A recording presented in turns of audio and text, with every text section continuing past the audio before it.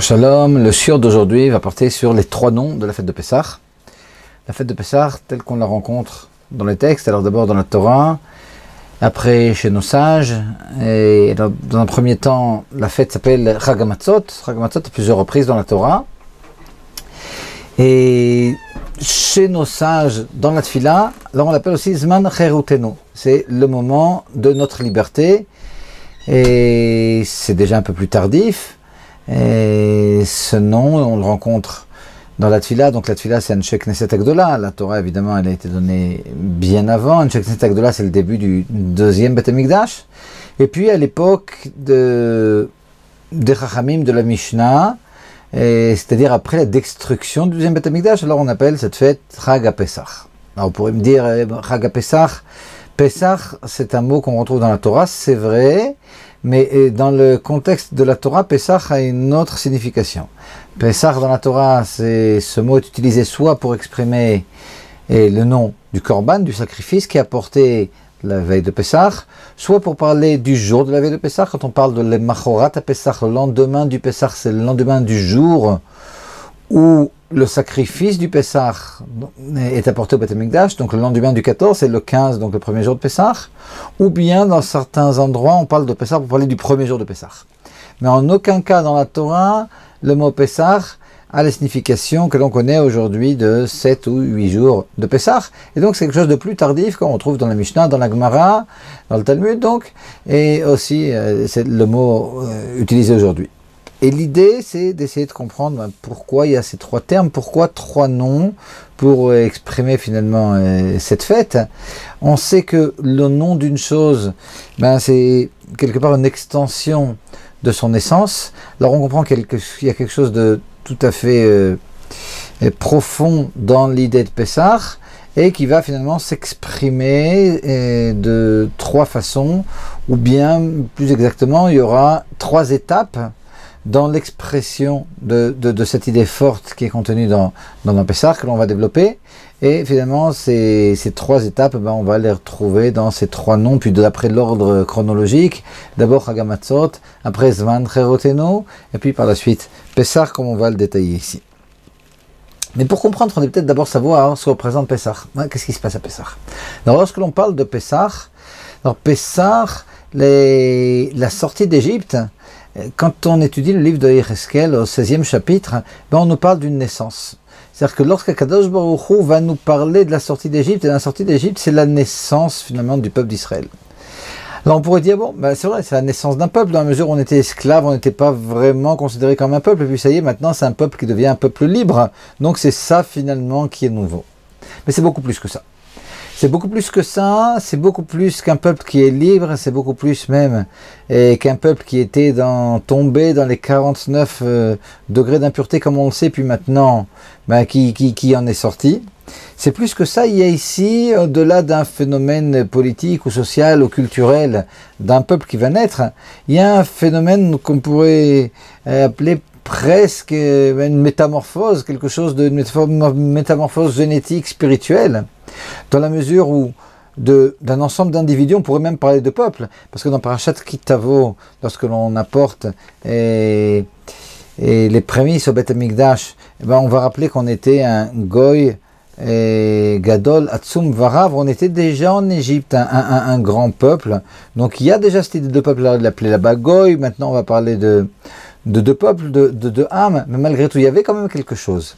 Alors ce semblant de peuple, finalement, là, il va réellement subir une métamorphose dans la mesure où il va recevoir la Torah. Et la sortie d'Égypte, elle est directement en rapport avec la Torah. La Torah, c'est pas uniquement 50 jours après à Shavuot, c'est finalement la finalité de la sortie d'Égypte, parce que la première fois qu'on parle dans la Torah de la sortie d'Égypte, c'est Akadosh Baruch Hu, dans la Parashat Shemot, qui parle à Moshe Rabbeinu du buisson, et puis qui lui dit lorsque tu feras sortir le peuple d'Égypte, vous servirez l'Éternel sur cette montagne. Donc on comprend que tout le but, finalement, la finalité de la sortie d'Égypte, c'est le service divin. Et c'est pas pour rien que la fête de Shavuot, contrairement aux autres fêtes dans la Torah, qui ont des dates, Alors lorsque l'on parle de la fête de Sukkot, eh ben, on parle du 15e, du 7e mois. Lorsque l'on parle de Pessah, on parle du 15e, du premier mois. Mais lorsque l'on parle de Shavuot, on ne parle pas du 6 Sivan, on parle du 50e jour finalement. Après, à partir du second jour de Pessah, on commence à compter l'Omer, ben on a 49 jours, cette semaine entière, puis le lendemain, c'est Shavuot, c'est comme ça qu'il est défini. Donc on comprend déjà dans la définition de Shavuot, qui pour nous, ben, il symbolise évidemment le nom de la Torah, ben, il est déjà défini en fonction de Pessah, et donc on comprend là aussi que la finalité de Pessah finalement, c'est ce don de la Torah. Et donc cette Torah, il faut comprendre, comme Shlomo Ameler nous le fait comprendre dans Mishlei, ben avant d'avoir été donné au Ham Israël, elle représentait le shashua, elle représentait le jouet, on peut dire, d'Akadosh Baruch Hu, de l'amusement d'Akadosh Baruch Hu. Alors évidemment, on ne comprend pas ce que veut dire cette notion, mais on comprend que c'est quelque chose qui est profondément divin. Et cette chose qui est profondément divine, elle va être donnée au Ham Israël, au peuple d'Israël. Et donc toute l'idée de la sortie d'Égypte, finalement, ben c'est de donner à un ensemble d'individus qui étaient déjà considérés quelque part comme un peuple, mais une Torah qui est une Torah divine et donc qui va complètement changer la nature du juif. La nature du juif, à partir du moment où il sort d'Égypte, eh ben elle va se transformer petit à petit en une nature de juif de Torah, une nature complètement divine. Et c'est justement de cette naissance que l'on parle lorsque l'on parle de la naissance d'un peuple. Maintenant, dans la mesure où il y a quelque chose de tout à fait nouveau, une métamorphose, une naissance de quelque chose de complètement nouveau, ben on peut comprendre que cette chose ne peut pas se faire en une étape. Et puis ces trois étapes qui sont exprimées par les trois noms de Pessah, ben c'est celles que l'on va découvrir ici ensemble. Alors pour comprendre, on va peut-être prendre l'exemple de l'apprentissage d'un jeune qui étudie la Torah. Alors lorsqu'un jeune va étudier la Torah, là aussi, on va rencontrer trois étapes. Alors dans une première étape, on nous parle de l'abnégation qui est nécessaire, l'annulation de l'élève devant le maître. Et alors c'est vrai que c'est une notion qu'on rappelle souvent dans nos cours, c'est une notion, cette notion d'annulation, de bitul, d'abnégation, c'est une notion qui revient souvent dans la chassidoute et qui peut choquer un peu un esprit occidental et un esprit qui est basé quelque part sur une culture grecque où le ego, le moi, ben finalement ben c'est le début de la science, c'est le début, c'est le milieu, c'est la fin, tout est autour de ça. Et là alors on parle souvent quand on parle de Torah, quand on parle de service divin, on parle d'une annulation. Alors ça peut paraître comme ça un petit peu bête et simpliste, mais en réalité, quand on gratte un petit peu, ben on peut comprendre qu'ici, il y a un vide qui est fait, mais c'est pas tellement devant le maître lui-même qui est peut-être un humain. Le vide ici qui est fait, c'est un vide qui est fait pour pouvoir faire pénétrer en nous cette Torah qui est complètement divine, qui est transmise par le maître. Par conséquent, ici, évidemment, c'est vraiment pour une bonne cause. On est complètement annulé devant quelque chose qui est infini, qui va nous habiller, finalement, qui va pénétrer en nous. Et donc, ça vaut vraiment le coup ici de s'annuler, parce que ici, c'est pas s'annuler pour rester rien, c'est s'annuler pour rester tout, pour rester finalement, pour devenir quelque chose qui va fusionner avec la grandeur divine qui est transmise à l'intérieur de cette Torah, donc quelque chose de bien spécial. Et cette première étape, alors quand on parle de cette étape d'annulation, alors c'est vrai que c'est une étape, on parle d'annulation, d'abnégation, c'est quelque chose qui paraît douloureux. On a finalement, quand on va commencer à étudier cette Torah, à accepter cette Torah, ben on n'est pas complètement vide. Et donc ce processus de devoir faire un vide pour pouvoir recevoir, et comme nous disent les Chachamim, Kli rekan marzik, uniquement un ustensile qui est vide, ben, peut recevoir, un ustensile qui est plein ne peut pas recevoir. Et là, réellement, dans la mesure où, ben, a priori, on est déjà plein de toutes sortes d'autres notions, on comprend qu'il y a quelque chose qui va faire mal ici. Il y a quelque chose qui va faire mal. Et ça, c'est ce talir, ce processus de bitoul. Mais dans un deuxième temps, ben on comprend qu'en réalité, cette abnégation, cette annulation, ben c'est pas tout. C'est pas tout parce que c'est vrai qu'un ustensile, il faut qu'il soit vide pour pouvoir recevoir. Alors on comprend qu'il faut faire le vide. Mais malgré tout, s'il n'y a que du vide et qu'il n'y a pas d'ustensile, un ustensile vide, certes, mais il faut quand même qu'il y ait un ustensile. Et par conséquent, ben à partir du moment où l'élève est complètement en abnégation, concentré, avec une grande crainte, il ne s'exprime pas, siag la chorma, shtika comme nous disent et nos maîtres dans Pirkei Avot. Et ce qu'il faut finalement pour pouvoir devenir sage, eh bien, c'est savoir se taire, savoir écouter, savoir se concentrer, savoir mettre finalement toutes nos forces de côté. Alors c'est une idée qu'on a revue souvent, mais dans un deuxième temps, et ça c'est peut-être ce qui va être nouveau ici, ben on comprend qu'il faut, comme on dit, aussi être un ustensile, et puis il faut pouvoir maintenant mettre tous nos sens et mettre notre intellect aussi, et pas uniquement l'action de façon simpliste en recevant sur soi le joug divin, mais tout notre être et en particulier notre intellect, ben, il doit maintenant complètement se développer pour pouvoir capter l'idée qui va être transmise par le Rav. Parce que lorsque le Rav transmet cette idée, alors on comprend que ce qu'il transmet, c'est pas complètement toute sa science. Parce que le Rav en sait évidemment énormément plus, le maître en sait énormément plus que l'élève, et donc il va devoir quelque part prendre un entonnoir, il va devoir complètement restreindre l'idée. Ce que reçoit l'élève, c'est finalement quelque chose qui est en rapport avec son réceptacle, donc quelque chose qui est encore limité devant la science qu'il y a chez le maître. Et c'est là qu'on va parler d'une troisième étape. Et cette troisième étape, alors après avoir fait un bitoul, une annulation complètement de beaucoup de choses chez nous. Après, dans un deuxième temps, avoir compris que bon, bah, il y a ici une construction, puis on doit mettre nos sens au service d'Akadosh Baruch Hu. Et dans un troisième temps, ou parallèlement même avec le deuxième temps, ben on comprend qu'il faut aussi développer quelque chose pour la suite, développer des aspirations, développer au moins l'aspiration d'arriver au moins au niveau du maître.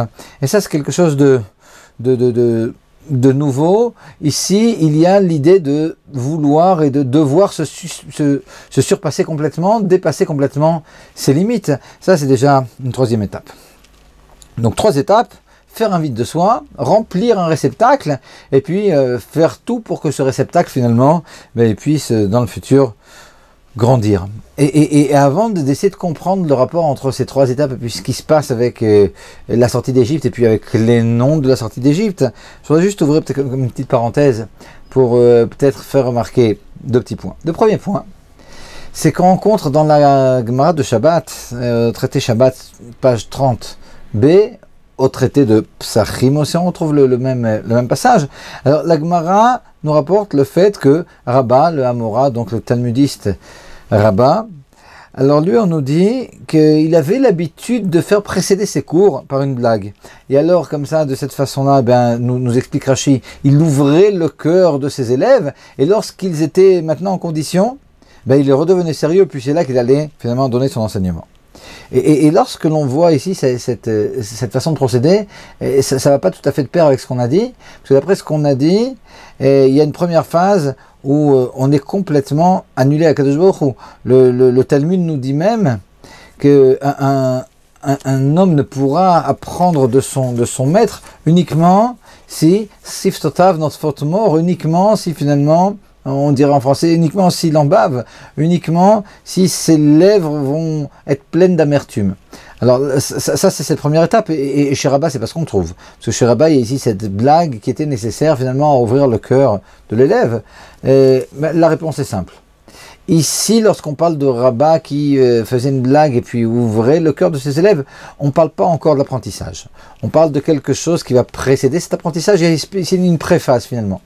Donc si on rajoute cet élément de Rabba à ce qu'on a dit, on a une première préphase, alors qu'il peut s'exprimer par une blague, par un sourire, par des encouragements, par une sucrerie, mais il y a quelque chose, il y a une espèce d'appât, mais quelque chose qui est vrai, qui provient finalement du fait que toute cette influence que l'on veut avoir, évidemment, c'est pour le bien de celui qui reçoit l'influence, donc cette chose-là est exprimée.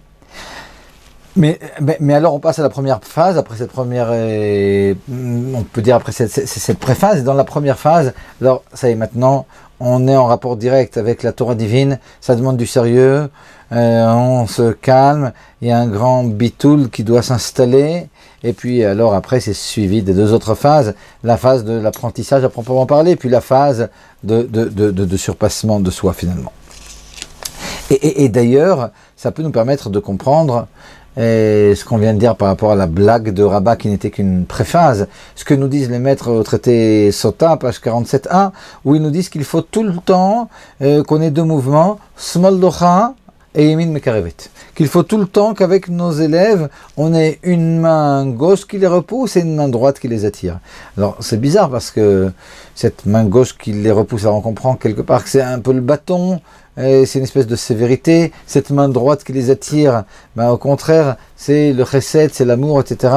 Et alors on ne comprend pas tellement pourquoi on commence ici par la main gauche. Mais en réalité, dans ces dires, ben, on parle directement de l'apprentissage. Évidemment, cette main gauche qui repousse, ben, elle doit être précédée de la préface de Rabat, avec la blague, avec le sourire, avec quelque chose finalement qui est un titre qui va faire comprendre à l'interlocuteur que ben, ici, on l'aime. Alors il faudra du sérieux, mais qu'on ne se trompe pas, il n'y a pas ici quelque chose qui commence et qui finit par la crainte. Il y a quelque chose d'autre, quelque chose d'encore plus noble peut-être, et en tout cas quelque chose qui attire plus. Et cette chose-là est exprimée par ce qu'on a dit au sujet de Rabat. Bon, je vais faire la parenthèse. Si maintenant on comprend que pour une simple étude d'un élève, et cette simple étude, eh ben, elle sous-entend trois phases. Alors on a dit une première phase qui est une phase d'annulation, une deuxième, une phase de construction, une troisième phase, une phase d'aspiration vers quelque chose de beaucoup plus grand, finalement un surpassement. Eh ben, c'est a fortiori vrai, si c'est vrai pour l'apprentissage d'un élève, et c'est a fortiori vrai lorsque l'on va parler d'une métamorphose d'un peuple qui va naître finalement à nouveau, qui va devenir un peuple de Torah. Ben, il faudra absolument, évidemment, dans cette Torah, alors il y a évidemment un enseignement en potentiel qui contient tous les enseignements de tous les élèves de toutes les générations. On peut comprendre finalement qu'il y aura trois phases.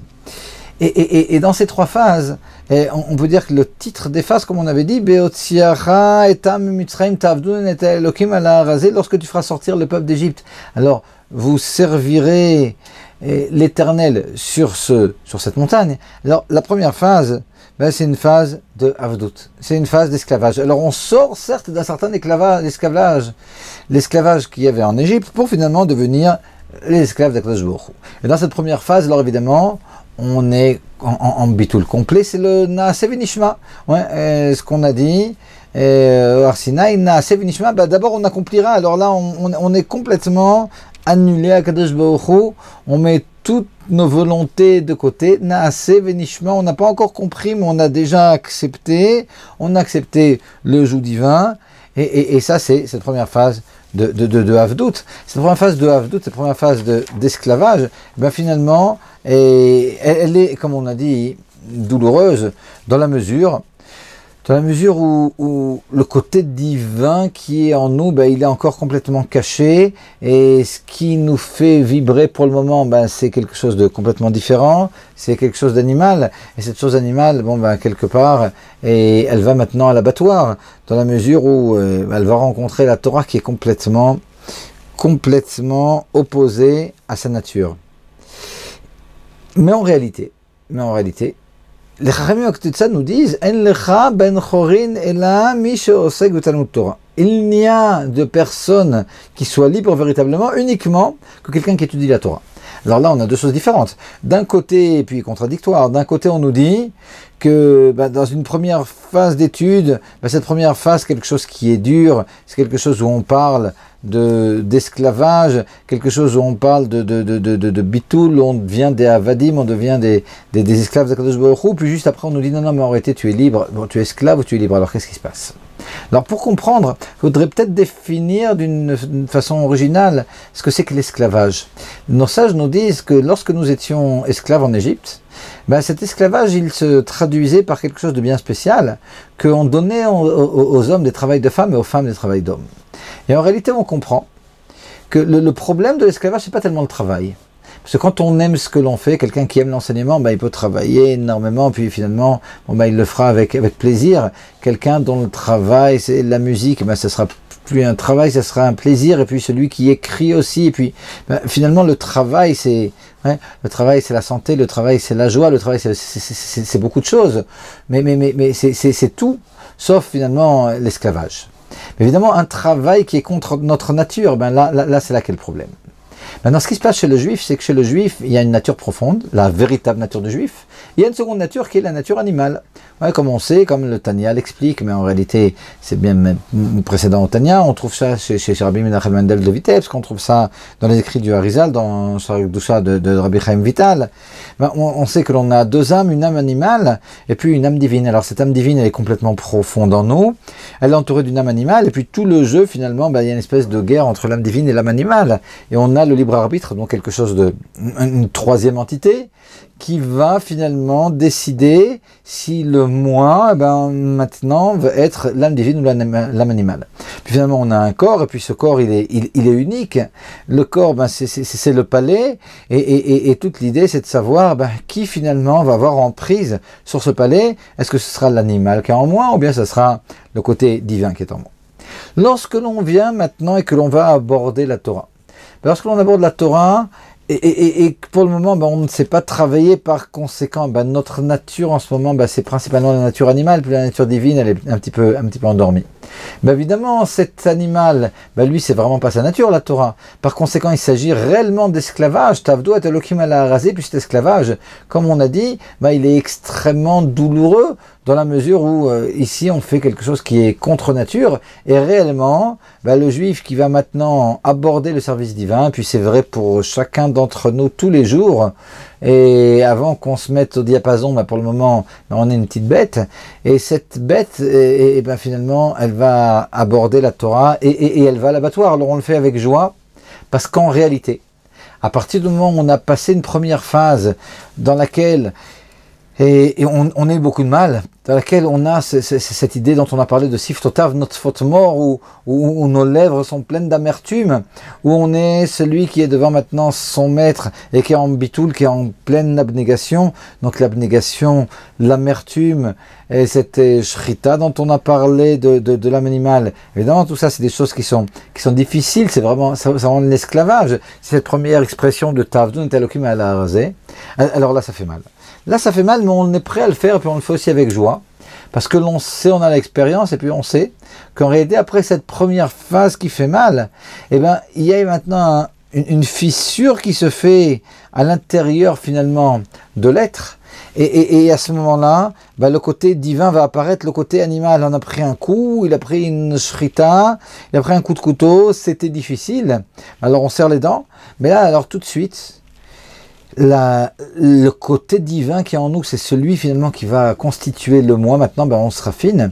Et puis, elle va complètement se retrouver dans cette Torah. Ouais, cette Torah, elle est tout à fait de sa nature. Et on a dit que finalement, l'esclavage, c'était quelque chose qui était contre nature. Lorsque maintenant, le moi qui va me faire vibrer, ben, ça sera plus mon côté animal, mais ça sera le côté divin. Ben, finalement, ce côté divin, il va rentrer complètement en résonance avec la Torah qu'il rencontre. Et ici, contrairement à un premier pas qui était douloureux, ben là, il y a quelque chose, il y a vraiment un délice. Prenez l'idée de Shabbat, par exemple. Ouais, ben, quelqu'un qui ne fait pas Shabbat, on peut lui expliquer du matin au soir de quoi il s'agit. Ben pour lui, c'est un ensemble de contraintes. Alors il peut respecter, puis il peut comprendre que bon, ben, c'est quelque chose qui est beau, qui est ouais, tout ce que l'on veut. Mais malgré tout, pour lui, c'est une contrainte. Pour lui, c'est des restrictions. Pour lui, c'est qu'il ne peut pas faire Aleph, Bet, Gimel, etc. Et il y a ici un problème. Mais lorsque cette même personne aura goûté à ce qu'est Shabbat, ben quelque part, ce pas qu'il aura fait, ben, lui donnera le privilège de faire cette shrita. En lui, finalement, cette âme animale va succomber, en tout cas momentanément. Il y a son âme divine qui va se réveiller et qui va fusionner complètement avec cet état de Shabbat.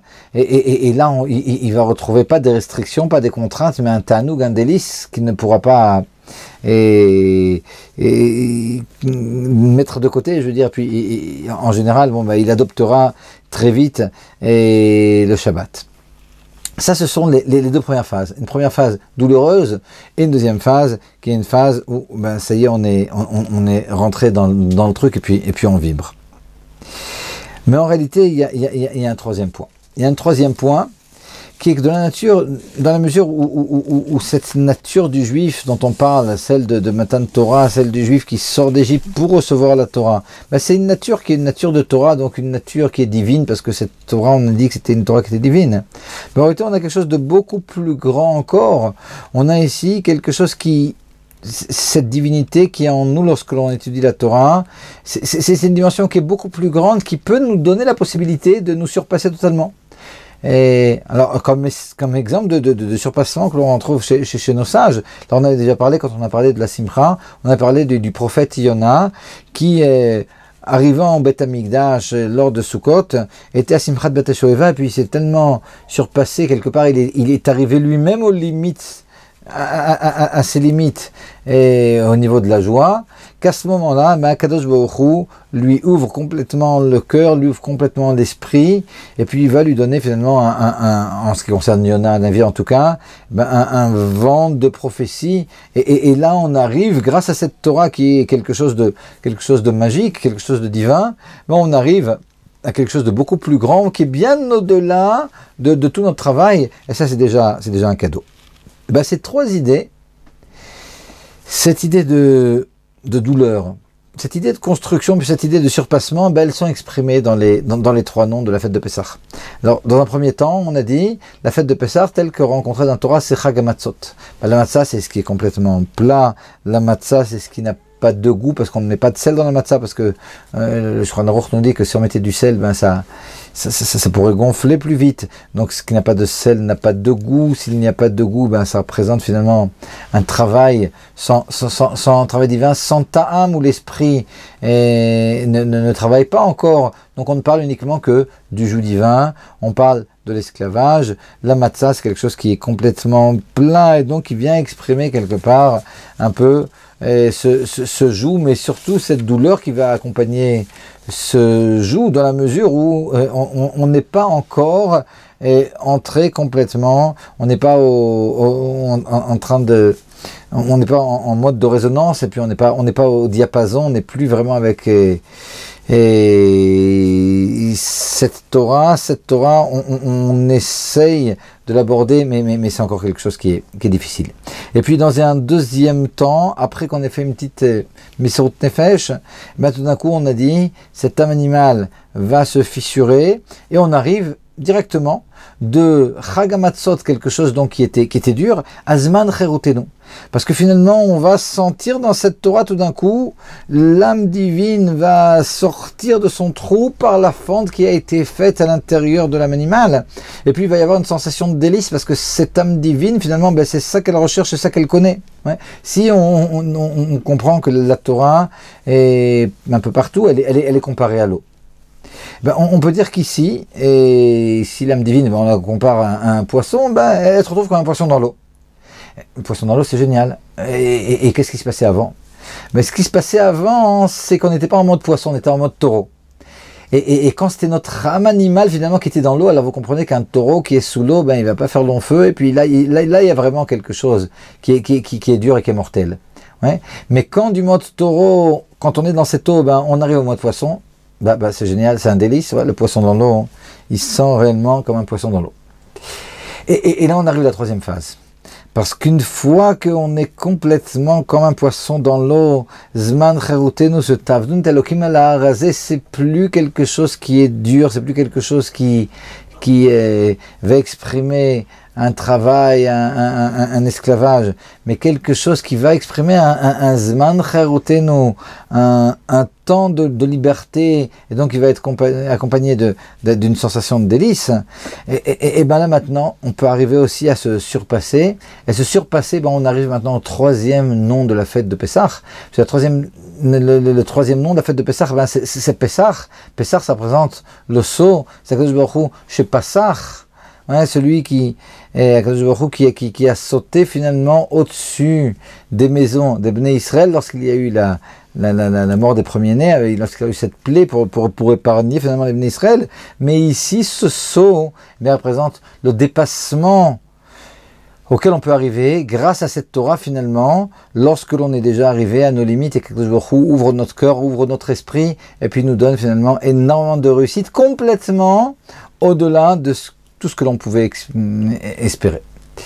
Des bonnes fêtes de Pessah et que l'on passe avec énormément de joie ces 3 étapes de Chag HaMatzot, Zman Cherutenu et Chag HaPesach. Shalom shalom.